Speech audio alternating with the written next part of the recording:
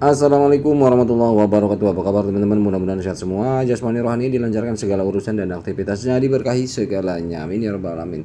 Baik, langsung to the point aja teman-teman. Ada 3 poin yang di video kali ini saya ingin sampaikan. Yang pertama, kita coba obrol jawab pertanyaan teman-teman ya. Yang kedua, nanti kita harus tahu apa yang harus dilakukan ketika masa open network ya ke depan, dari mulai tanggal 20 ke depan kita harus seperti apa. Ya, kemudian ada beberapa informasi yang sangat penting harus kita pahami dari core team terkait masalah regulasi di mana saat ini masih enclosed mind ya teman-teman. Ya, oke. Yang pertama ini dari rekan kita ya di kolom komentar. Saya coba sekiranya memang menyangkut dengan pertanyaan ya, kita coba bareng-bareng ya, namanya juga kita ngobrol. Ini mau tanya Bang, kalau koin Pi fluktuasinya terlalu besar, bagaimana kita menentukan harga barang dan jasa? Karena tujuan utama koin Pi itu kan untuk pembayaran barang dan jasa. Contoh misalnya kita mau beli TV harga 2 jutaan, berapa banyak kemudian tiba-tiba harganya 4 jutaan, itu gimana Bang? Ini sebenarnya gini Bang. Contoh ada toko elektronik tersebut menerima pembayaran pakai Bitcoin kan gitu. Harga 2 juta. Kalau untuk harga produk tidak ada yang bisa mengganggu ketentuannya karena memang sudah 2 juta. Nah, bayar dengan harga nominal saat 2 juta tersebut. Walaupun alat bayarnya naik atau turun. Bitcoin contoh. Kopi 20.000 ya untuk 1 gelas kopi. Bitcoin harga 1 miliar atau Bitcoin harga 50.000 juga tetap bisa buat bayar kopi tersebut. Kan gitu, nggak berpengaruh terhadap harga. Jadi produk yang dijual belikan itu tidak serta-merta mengikuti harga koin Pi. Nih kalau misalkan ini kita patokannya koin Pi barang dan jasa kan gitu ya. Jadi nanti perbedaannya adalah ketika memang sebuah koin memiliki harga tinggi, kan bayarnya berarti bukan dalam jumlah banyak koinnya, paling 0, berapa kita harus bayar karena mengikuti nominal dari harga koin tersebut. Nah, si vendor ya atau toko menerimanya sesuai aja tetap, dan dia kan bisa kembali kalau ingin ke fiat, dia bisa jual Bitcoinnya kan gitu. Nah, misal contoh TV 2 jutaan, berarti Bitcoinnya 0,000 misalkan 0003 misalkan, atau 0001 misalkan. Nah, yang toko menerima segitu udah gitu. Jadi paham ya, artinya nggak pengaruh gitu loh. Barang dan jasa nggak pengaruh karena barang dan jasa itu harga terpisah. Tidak mengikuti harga koin gitu ya. Oke, kemudian aku selalu nyimak. Izin bertanya Bang, untuk penambangan sesi setelah jaringan dibuka, apa base rate perolehan koin masih tetap sama ya? Base rate-nya tetap sama seperti sebelum open jaringan atau jadi semakin sulit mengumumkan koinnya? Pertanyaannya adalah lebih baik mining menggunakan node PC apa tetap menggunakan ponsel Android? Terima kasih. Oke. Kalau masalah makin sulit, jelas ya, saat ini pun kita mengalami kan penurunan ya, namanya penurunan untuk yang kita dapat hash rate setiap bulan itu akan menurun terus gitu. Adapun masalah untuk penambangan, bagusnya memang dua-duanya dilibatkan, PC menambang, handphone selagi bisa dan diaktifkan oleh core team, penambangan melalui phone itu juga lakukan. Artinya begitu, tidak ada pilihan bahwa mana yang terbaik sebetulnya, karena ketika memang bisa on dua-duanya, jalankan dua-duanya. Teman-teman punya PC di rumah, on kan untuk meningkatkan daya tambangnya, semakin lebih besar hariannya. Kalau misalkan memang tidak punya ya cukup handphone. Kalau punya dua-duanya, baiknya dua-duanya. Gitu aja ya. Oke, kemudian sayang sekali KJku masih terkendala, nama pengguna tidak sesuai, masih ajukan banding, belum ada respon. Solusinya gimana Bung Arul? Jadi solusinya ya sudah dilakukan itu banding. Ya tidak ada solusi lain, solusinya yaitu banding, karena memang core team menyediakan banding ya untuk salah satu solusi kita yang memiliki kendala terkait KYC, terkait pergantian akun, nomor misalkan, nama dan sebagainya. Kan pernah juga saya buat informasi ya, video sebelumnya tentang ini.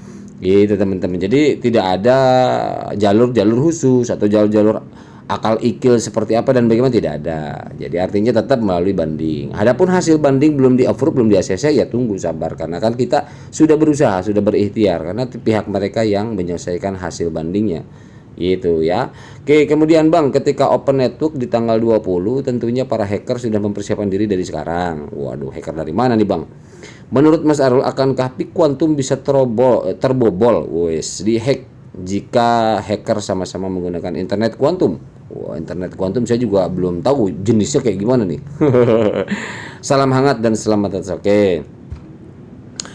Jadi kalau untuk masalah informasi mengenai komputer kuantum ya atau internet kuantum, atau di sini mungkin bisa dikatakan karena memang teknologi daripada komputer sudah mengarah kepada quantum system, yaitu jelas memang betul tidak bisa dipungkiri setiap tahun, setiap saat perkembangan teknologi ya para pembajak, para pencuri, para penipu itu sama meningkatkan upgrade juga, mereka meningkatkan diri juga.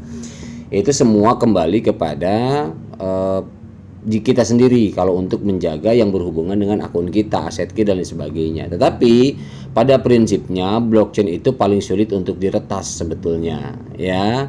Adapun yang masalah kehilangan ini segala macam itu bukan blockchainnya sebetulnya, lebih kepada akunnya, akun pengguna. Kalau memang ada yang teretas, ada yang dicuri prasenya apa segala macam, itu lebih kepada akunnya. Tapi kalau untuk blockchainnya itu adalah teknologi yang sampai saat ini adalah teknologi yang paling sulit untuk diretas. Gitu. Itu saya dulu pernah sampaikan untuk masalah ini. Jadi nggak bisa kalau untuk blockchain ya. Jadi intinya kalau untuk masalah hacker ya pasti sudah ada lah. Nah, cuman kitanya aja sebagai pengguna, akun harus dijaga dengan baik. Apapun itu proyeknya yang berhubungan dengan akun pribadi kita, aset kita, ya, itu sebaik mungkin. Oke, kemudian nanya Om, apakah ada kemungkinan kalau harga PIOU yang ada di CMC bakal jadi open price di market? Ya, rata-rata sih IOU itu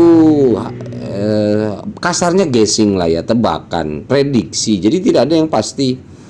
Banyak kok proyek yang sebelumnya harga $500, $100, kenyataannya cuman $0,9, $1 gitu ya. Nah, jadi hal-hal semacam itu jangan dimakan mentah-mentah. Kita tunggu saja, terima seadanya, sedapatnya, biar ngeflow aja. Ikuti air mengalir saja, nggak usah banyak kesana kemari. Yang penting kita sudah punya akun, kita sudah punya koin, kita sudah ikut ya, mengikuti regulasi peraturannya. Yang penting itu saja, maksud saya, karena kita terlalu jauh membuat prediksi pun yang memang belum tentu kebenarannya, malah jadi sebuah kesalahan dan feedbacknya ke kita juga nggak bagus, membangun hal-hal yang belum pasti. Makanya saya selalu sampaikan, saya tidak pernah mau menyebutkan angka untuk sebuah proyek yang memang belum ada indikasi kecondongan informasi yang lebih jelas. Jadi kalau P ini masih perlu saya katakan masih misteri. Jadi sampai saat ini masih saya katakan harga 0. Karena kenapa? Karena ya belum ada. Jadi kalaupun memang di sana ada yang begini sampai misalkan GCP, itu kan baru rencana, pengajuan, diusahakan dan lain sebagainya. Terus mungkin ada sebagian orang yang memang sudah meyakini bahwa udah menang GCP segala macam. Ya itu kan bagi yang memang memperjuangkan ya kita doakan. Saya selalu bilang doakan saja, nggak usah dinyinyir, doakan saja, toh baik itu kok, baik adanya kan gitu ya. Oke, kemudian kalau mengingat wawancara via Kortin dulu, menurut saya memang dibuat stable katanya. Nah, jadi ini pemahaman si abang yang satu ini, katanya dulu Kortin diwawancara koin ini dibuat stable, dan Pi Kortin bilang semester berikutnya ada kenaikan, jadi mungkin naiknya berkala per semester. Wes, bisa begono ya, saya juga nggak tahu. Kayaknya bisa aja sih dengan stable dibuat naik secara berkala. Nah, dibuat naik secara berkala tentunya dengan klausula yang tertuang dengan regulator atau lembaga terkait dan dengan berdasar utilitas yang kuat. Mungkin bisa sebagai contoh dulu, negara kita punya kurs 2.600, gak ngaruh dengan dolar naik turun. Ya bisa jadi apapun itu ya Bang ya, maksudnya bagus sih, artinya Abang memang berarti memperhatikan apa yang disampaikan Nicholas gitu loh. Jadi apapun itu, mau naik per semester, mau naik per bulan, mau per naik 3 bulan, atau bahkan mungkin naiknya skalanya hanya per tahun, ya kita mau bisa apa? Kita nggak bisa apa-apa, kita terima saja, kita berdoa saja yang terbaik, kan gitu. Mau jadi stable ataupun tidak, yang penting pionir ini kan intinya terbantu merasakan hasil dari ikut membangun proyek ini, merasakan rewardnya apa, berupa koinnya berapapun kita harus terima, gitu loh. Nggak, jadi kalau saya sih begitu aja udah, biar nggak ini, maupun peraturan ke depan dan sebagainya itu ngeflow, kita ikuti saja. Ikuti tentunya bahwa di sini memang yang punya lebih dominan untuk sesuatu hal mengenai proyek ini ya core team. Kita kan ngekor, artinya begitu. Kecuali memang posisi pemanfaatan atau digunakannya koin tersebut dan dijaganya akun tersebut, baru itu memang murni kembali ke kita. Tetapi kalau berhubungan dengan progres daripada proyek ini, sekian persen keterlibatan komunitas, sekian persen core team, sekian persen developer, jadi itu ada wadahnya tersendiri dan kita tidak bisa melebihi kapasitasnya. Kapasitas pionir seperti kita ya sudah kapasitas pionir, kapasitas developer ya developer, core team ya core team, kan gitu ya.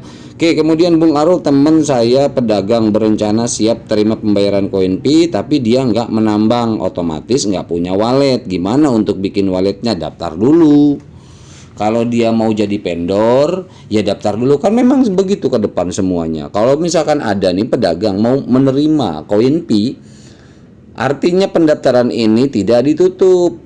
Ya, bagi para vendor silakan daftar, bikin akun, biasa melakukan KYC dan lain sebagainya, nanti lolos sambil menambang. Ketika pun memang misalkan penambangan selesai, tapi memang ini penambangan masih lama. Ketika pun penambangan ini selesai, tetapi vendor butuh akun, kan tidak mungkin pakai akun orang. Berarti pendaftaran pun dibuka, masih tetap on ketika itu memang buat memperbesar komunitas, daya adopsi, nggak mungkin dibatasi, kan gitu. Selagi memang itu dimungkinkan total supply-nya bisa tertambang, kan gitu. Kecuali kalau sudah habis berarti buat akun pun hanya buat akun sebagai akun transaksi saja, tidak bisa menambang, paling seperti itu, kan gitu. Tetapi kalaupun memang suatu saat ternyata betul total supply sudah habis tertambang dan sudah tidak ada penambangan Pi lagi, baik piano ataupun handphone misalkan, contoh kayak gitu, vendor nih pengen ikut join, ya nggak masalah, bikin akun tetap, namun akunnya mungkin akun hanya untuk transaksi saja, tidak bisa menambang karena menambang sudah selesai, gitu, nggak masalah, bikin aja. Kemudian semua hanya menebak berdasarkan sejarah yang sudah terjadi sebelumnya. Ya, kalau misalkan memang kan gini, kalau saya katakan, kalau di sini saya melihat, semalam saya ketemu teman, ceritanya teman ada ke rumah ngobrol ya, karena memang dia ingin sharing ya. Saya juga sama. Nah, saya ulangi di video kali ini bahwa memang di sini saya melihat ada dua kubu ya. Ada kubu yang memang ada jadi dalam satu badan Pi ini ada komunitas paham, terbagi menjadi dua paham lah, intinya begitu, bukan kubu ya. Jadi dua paham. Ada yang komunitas yang memiliki paham bahwa ini adalah hal yang baru dan tidak terlalu terpengaruh dengan histori, memiliki nilai yang baru, konstruksi yang baru. Ada juga yang memang dia berkutat berdasarkan histori. Nggak mungkin katanya begini-begini, lawang sejarahnya kripto begini-begini, misalkan kayak gitu. Jadi dua paham itu memang jelas berbeda. Nah, di sini pentingnya saya selalu mengajak, ayo pahami dua-duanya. Yuk pahami sama-sama agar kita tidak terlalu fanatik, agar kita tidak terlalu antipati. Kita paham, oh yang mereka memahami berdasarkan sejarah karena memang alasannya begini. Ini kenapa kok misalkan berbeda? Dia ngerasa berbeda, ini beda, kemudian value segala macam konstruksinya seperti ini, teknologi seperti ini. Oh, berarti alasannya memang data faktanya ada begini. Jadi ketika kita dua paham itu kita pahami, maka kita akan mampu berpikir bahwa inilah pergerakan, inilah perkembangan, inilah progres. Itu saja kalau menurut saya. Kita tidak bisa mengklasifikasikan kalau untuk perkara proyek seperti ini yang cakupannya global. Ini bukan proyek-proyek yang hanya sekedar satu negara saja atau komunitas kecil saja. Ini udah nggak bisa dikatakan begitu. Ini terlalu global. Jadi artinya paham apapun memiliki kontribusi kalau buat saya pribadi.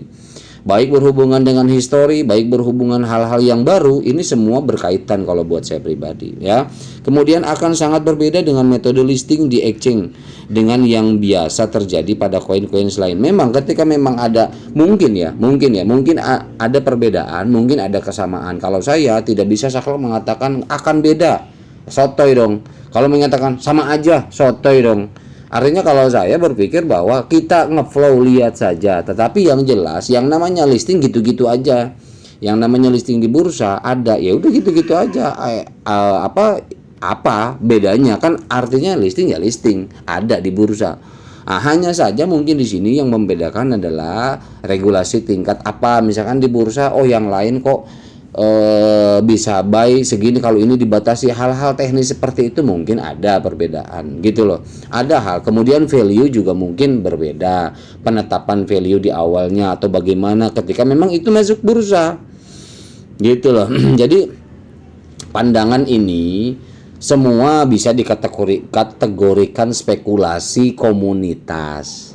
Kepastiannya saya selalu katakan pantau core team, pantau akun resmi core team, jaringan resmi. Jangan mengandai-andai, jangan kalau hanya untuk prediksi saja boleh, tetapi tidak dimakan mentah-mentah. Kan selalu saya bilang di video dari beberapa tahun yang lalu, prediksi memang ada, termasuk saya melihat A, B, C, D segala macam, tidak terlepas dari kata kemungkinan.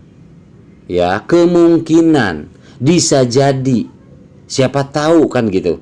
Jadi artinya jangan diyakinkan, jangan dipastikan. Ini terlalu banyak orang, bahkan sampai saat ini kenapa jadi terlalu banyak orang yang menertawakan komunitas Pi? Karena berlebihan.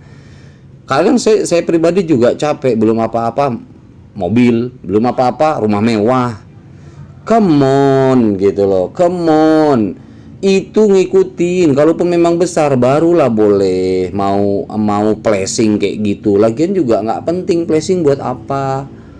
Makanya ini yang saya khawatirkan. Kadang satu waktu saya pengen buat satu video khusus bahas tentang, ya karena memang itu berhubungan dengan psikologi ya.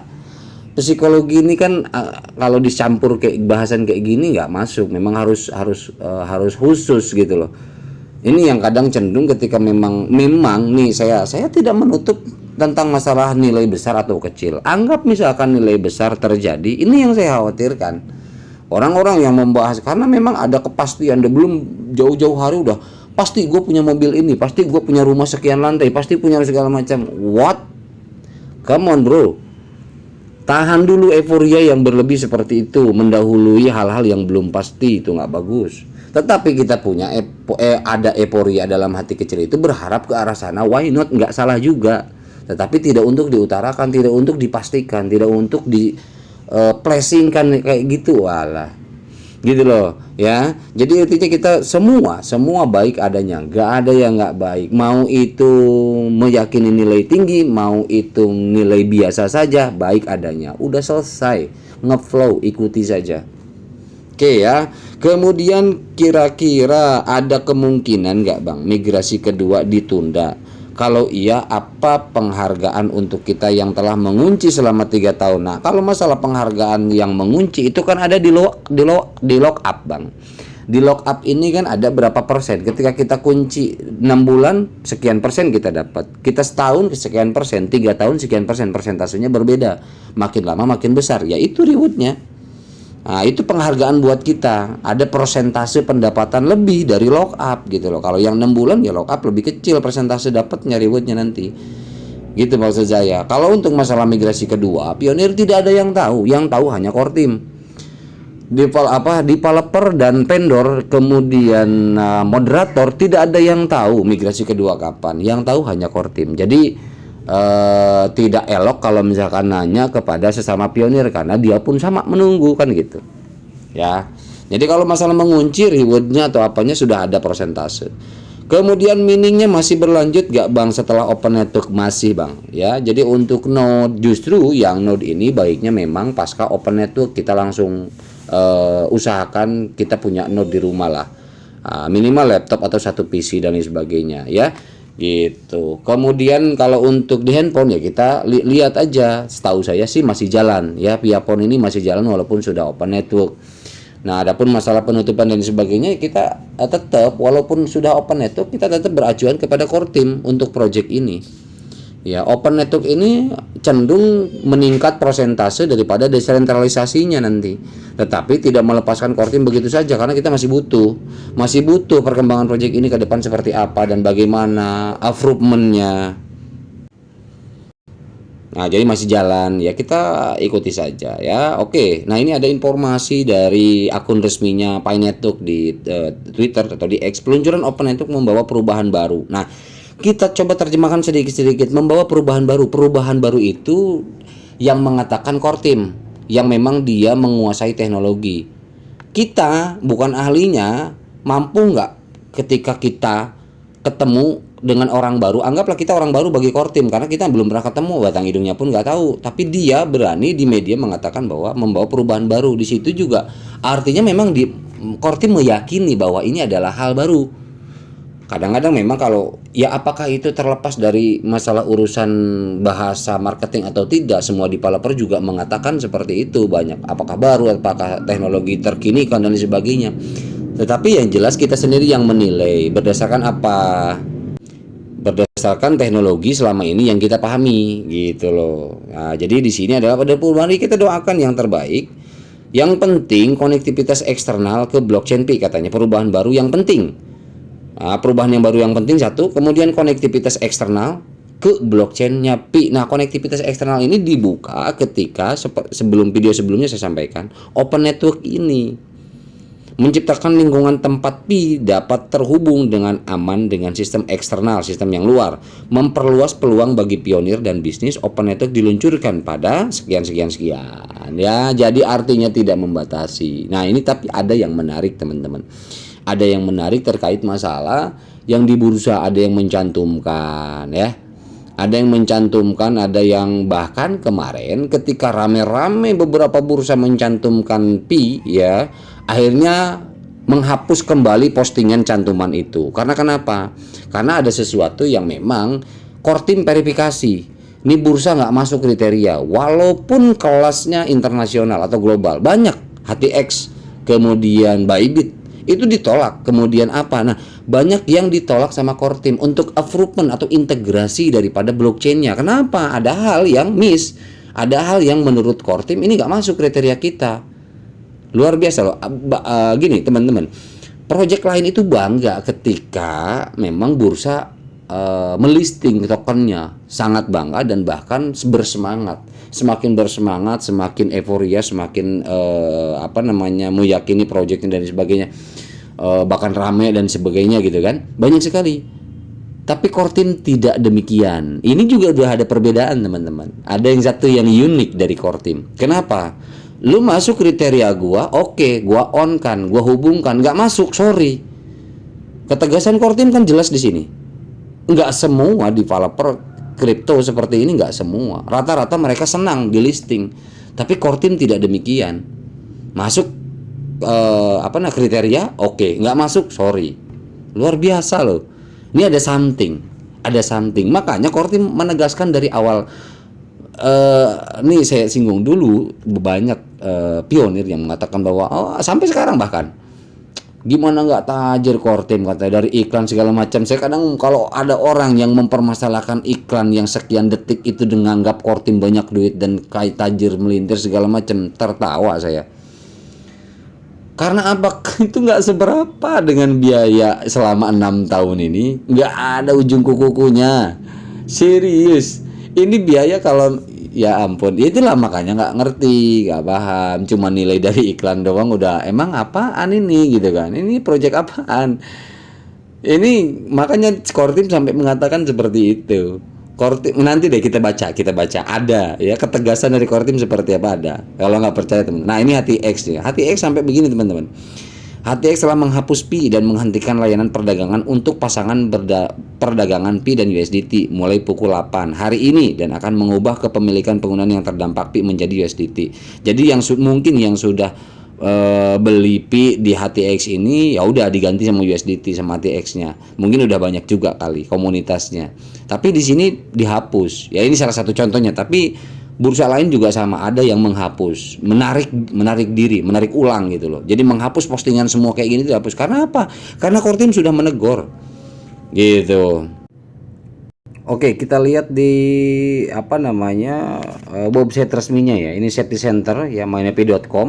Ini teman-teman scroll ke bawah nih, coba kita lihat apa yang disampaikan oleh Kortim ya terkait perkara masalah pencantuman itu dan integrasi yang sesuai atau tidak, memenuhi kriteria atau tidak. Nah, ini local unaffiliated ya, coba kita lihat ada dua.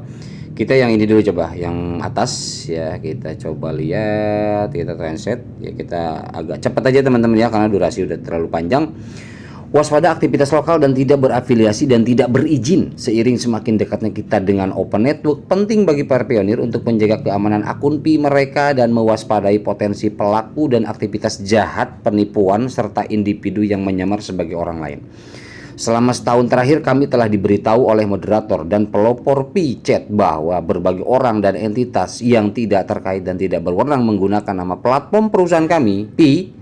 Dalam beberapa kasus, aktivitas ini dikaitkan dengan peristiwa dan tindakan penipuan yang dimaksudkan untuk menipu pengguna kami melalui penyalahgunaan dan penggunaan nama dan merek dagang Pi yang tidak sah. Dalam kasus lain, aktivitas ini ilegal dan bersifat predatoris. Selain merugikan pengguna kami, tindakan ini berdampak negatif pada reputasi Pi dan operasinya. Aktivitas tersebut meliputi tetapi tidak terbatas pada yang berikut: menerbitkan informasi palsu dan menyebarkan berita palsu tentang Pi. Nah, ini problem yang diterima oleh Kortim. Melanggar hak merek dagang Pi Network, meniru yang melanggar hukum dan atau menggunakan yang tidak sah atas gambar pendiri Pi untuk tujuan menyelenggarakan kegiatan lokal yang melanggar hukum dengan tujuan mengambil keuntungan secara curang dari dan menipu para pionir dan masyarakat umum dengan tujuan memperoleh laba dari kegiatan tersebut melalui biaya keanggotaan, penjualan produk dan lain-lain. Jadi anggota, kamu jadi anggota Pi, daftar sekian. Dulu kan rame di Indonesia tuh. Nah, ini itu aduh kacau. Orang ini apa itu kayak begitu-gitu. Ayo jadi komunitas ini untuk ini segala macam, eksklusif lah bahasanya, apalah, bayarlah. Aduh. Boyo ya adalah begitulah. Ada aja itu yang memanfaatkan kayak begitu. Arisan lah apalah. Kemudian yang keempat, partisipasi ilegal dan advokasi untuk para penjual dan penjualan Pi yang tidak sah yang diselenggarakan oleh pihak ketiga yang tidak sah. Nah, partisipasi ilegal dan advokasi untuk pra penjualan ya dan penjualan Pi yang tidak sah gitu kan. Jadi ada mungkin yang melaporkan terkait instansi ini. Kan saya menemukan aplikasi itu yang jual, banyak sih sampai sekarang ada aplikasi-aplikasi atau website-website yang kasih harga sekian gitu. Kita transfer dolar dalam bentuk dolar, padahal Pi-nya juga Pi bohongan, nggak jelas gitu loh. Bisa jadi kayak gitu, terus juga nggak dikirim juga kan. Ini banyak banget yang gitu. Kemudian poin 5, penyebaran rumor yang tidak berdasar, fitnah dan serangan terhadap Pi yang menyebabkan kerugian yang serius dan tidak dapat diperbaiki dengan reputasi Pi proyek ini. Nah, ini juga ada rumor Pi bahwa Pi nggak scam lah, bahwa Pi itu proyek nggak jelas lah, apa segala, banyak banget tuduhan. Nah, ini yang malah menjatuhkan nama baik Pi. Dalam upaya berkelanjutan kami untuk melindungi pengguna kami, Pi, dan nama serta merek dagang Pi, sekali lagi kami ingin menjelaskan dengan jelas kepada pengguna kami saat ini dan calon pengguna serta masyarakat umum poin-poin penting berikut. Tim inti Pi tidak pernah memberi wewenang kepada orang atau organisasi manapun untuk melakukan tindakan di atas, tidak ada. Kalau misalkan udah jelas dari awal, enclosed mainnet tidak ada yang namanya di bursa. Hati-hati. Jadi kalau yang kemarin ada rame-rame kita bisa deposit ke bursa, ya wassalam. Udah tidak akan kembali lagi tuh koin. Pi, tim inti Pi dan pendiri Pi tidak memiliki afiliasi apapun dengan pihak manapun yang terlibat dalam aktivitas tersebut. Namanya itu bursa, namanya itu project apa segala macam yang melibatkan koin Pi, baik melalui aplikasi Android ataupun website, tidak ada afiliasi dengan Pi. Termasuk wallet atau bursa Vietnam ada ya, bursa-bursa yang mencantumkan Pi, bahkan udah mulai kasih harga, mulai ada transaksi, itu tidak ada afiliasi. Hati-hati, bullshit. Para pionir dan masyarakat umum diimbau bahwa semua kegiatan yang tidak dijelaskan dan dipromosikan secara resmi di situs web resmi aplikasi atau saluran media sosial resmi kami adalah tidak sah. Dan Anda harus berhati-hati dalam berpartisipasi dalam kegiatan tersebut karena merupakan kegiatan penipuan yang dapat menyebabkan Anda atau peserta lain menderita kerugian. Jadi kalau yang kemarin rame-rame ya deposit kirim ke bursa, come on, pan udah jelas open itu tanggal 20, ngapain? Kan posisinya sekarang masih enclosed mainnet, di mana enclosed mainnet jelas belum ada yang terintegrasi satupun, belum ada. Mulai ada integrasi dengan bursa dengan pihak eksternal itu dimulainya tanggal 20. Masa belum jelas juga sih? Bingung saya. Kan udah jelas gitu loh. Tidak ada integrasi ke eksternal. Kalau sebelum ketemu tanggal 20 tidak ada sama sekali. Lah terus tiba-tiba kita ngirim gitu loh. Sementara itu jelas tidak ada integrasi dengan Pi. Loh kok kita berani ngirim? Kan come on gitu.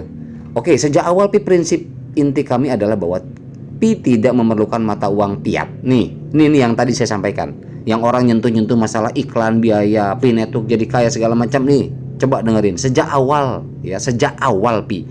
Prinsip inti kami adalah bahwa Pi tidak memerlukan mata uang fiat. Jelas kan? Tidak memerlukan uang fiat, nggak ada deposit, nggak ada ini, nggak ada itu, dan dapat diakses oleh semua orang untuk berpartisipasi dan nambang.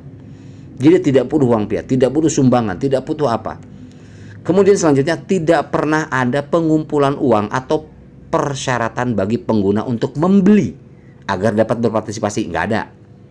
Demikian pula Pi tidak mengenakan biaya apapun atau mengharuskan pengguna untuk membeli barang dari Pi atau orang lain untuk berpartisipasi dalam Pi, nggak ada. No. Keikutsertaan dalam Pi selalu sepenuhnya sukarela, tanpa paksaan apapun dan tanpa biaya finansial apapun bagi penggunanya. Sangat jelas ini, core team yang mengatakan, come on, kita harus paham. Kami terus menyelidiki insiden ini dan kami berhak mengambil tindakan hukum apapun yang tersedia terhadap pihak-pihak yang menyelenggarakan aktivitas tidak sah dan ilegal. Ini demi perlindungan Pi dan reputasinya. Ya, jadi lihat ada postingan lagi katanya. Seperti itu teman-teman. Ini jelas sekali. Jadi come on buat teman-teman ya. Jadi kita harus udahlah patokannya kita core team aja. Nggak usah neko-neko tergiur dengan ini dicantumin, ini harus segala macam, harga segala macam, tunggu saja. Kalau kata core team tunggu, kita tanggal 20 on. Ya sudah gitu, come on, apalagi. Oke, kemudian ada tambahan, ini bahkan diterbitkan 29 Desember 2002. Ini diterbitkan dan diposting ulang oleh core team saat ini. Pi Network menyadari adanya laporan bahwa beberapa bursa pihak ketiga yang tidak sah. Ini dari 2022 sudah ditegaskan dan sekarang dikeluarkan lagi oleh core team, diposting ulang. Dan pihak ketiga potensial yang tidak dikenal merupakan berupaya mendaftarkan Pi atau token yang mengaku sebagai Pi atau beberapa turunan Pi tanpa persetujuan, wewenang atau keterlibatan Pi Network. Penting untuk ditegaskan kembali bahwa Pi saat ini berada dalam jaringan tertutup dan tidak disetujui oleh jaringan Pi untuk dicantumkan di bursa manapun atau untuk perdagangan, dan jaringan Pi tidak terlibat dengan semua postingan atau pencatatan yang dimaksud. Saat ini Pi Network menyarankan kepada semua pelopor dan calon pengguna Pi untuk tidak terlibat dengan bursa atau pihak ketiga manapun karena tindakan mereka tidak berafiliasi dengan Pi Network dan dapat mengakibatkan kerugian atau kerusakan besar bagi pengguna Pi. Pi Network juga meminta agar postingan dan daftar bursa ini dihapus. Pi Network yang meminta loh, itu harus dihapus dan mengevaluasi tindakan tambahan sehubungan dengan pihak ketiga dan bursa. Hati-hati, jangan-jangan bursa nanti justru dibalik, yang delisting bukan poin Pi Networknya tapi bursanya sama Pi Network di delisting nanti. Sementara itu penting untuk menegaskan kembali bahwa transaksi Pi melalui bursa secara tegas dilarang. Menegaskan kembali bahwa transaksi Pi melalui bursa secara tegas dilarang. Dilarangnya kapan? Ya ini saat enclosed mainnet, kan di sini jelas bahwa saat ini masih dalam jaringan tertutup. Makanya di sini tegas jaringan tertutup Pi menyerangnya pada pionir. Pi Network juga meminta agar postingan daftar di bursa secara tegas dilarang. ya, selama periode enclosed mainnet. Di sini dijelaskan selama periode. Jadi kalau udah open network nanti di atas tanggal 20 itu sudah tidak dilarang lagi di bursa itu. Tapi sekarang kan jelas dilarang, dan melakukan hal ini akan melanggar kebijakan Pi. Bursanya bisa dituntut. Luar biasa nih, gila bener nih Pi Network. Desain inovatif unik dari periode jaringan tertutup Pi merupakan pilihan strategis untuk membangun jaringan dengan substansi dan utilitas sejati, dengan mempertimbangkan kepentingan terbaik jaringan, komunitas, dan masing-masing pionir. Jadi sudah dipikirkan matang-matang oleh Pi Network, makanya berani seperti ini. Periode jaringan tertutup mainnet saat ini memungkinkan Pi Network untuk fokus pada dua prioritas. Ya, pada dua prioritas, KYC migrasi massal dan pembangunan utilitas ekosistem. Keduanya merupakan langkah penting menuju tujuan akhir di open mainnet. Gitu teman-teman ya. Jadi sangat jelas. Lagi-lagi ya, kita tunggu tanggal 20. Nggak usah neko-neko, ojo gerasak gerusu, ojo kesusu. Nanti kalau kesusu wis anak lalen kowe, wis bahaya iki. Ya, jadi ya wis kita kalem, santai, ngopi ae mending daripada gerasak gerusu ora jelas. Ya piye iki. Ya, oke teman-teman ya. Itu aja yang dapat saya sampaikan. Mudah-mudahan informasi ini bermanfaat. Menurut saya ini informasi yang kita baca dari website Kortim ini sangat penting dan harus dipahami oleh seluruh pionir. Gitu loh. Come on, kalem. Tunggu 20. Tinggal berapa hari lagi? Ya, berapa ya? Sekarang 14 ya, 6 hari lagi lah, seminggu lagi ya. Oke, terima kasih. Mohon maaf bila ada salah-salah kata. Mudah-mudahan bermanfaat. Wabillahi taufiq wal hidayah. Wassalamualaikum warahmatullahi wabarakatuh.